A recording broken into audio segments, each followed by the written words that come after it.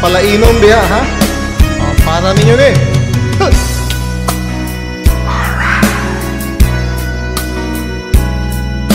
Para bang ngayon ng panahon na tayo'y uminom, daming problema at iniisip, kalimutan mo na yun. Ihanda mo na ang lamesa, darating na ang barkada. Ang pulutan ay igayak mo na, bitsil at yelo ihanda.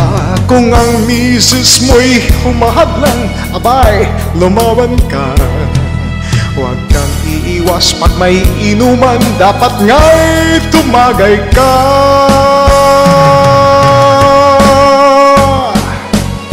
Ang kailangan mo ay isang red horse, pampatibay ng loob.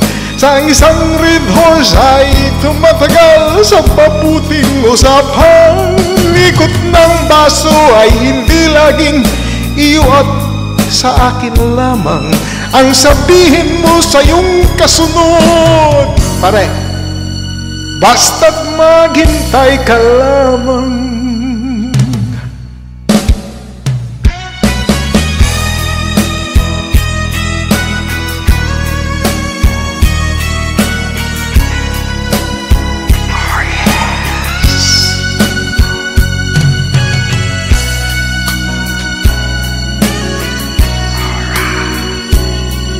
Puro tawanan at kalukuhan, inom ay magdamagan.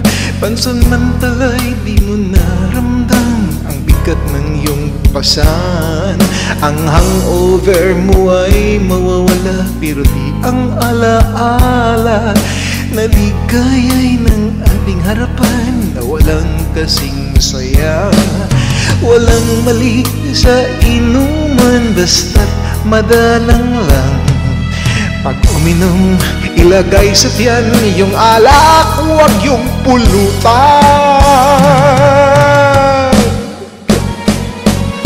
Ang kailangan mo ay isang red horse, pampatibay ng loob.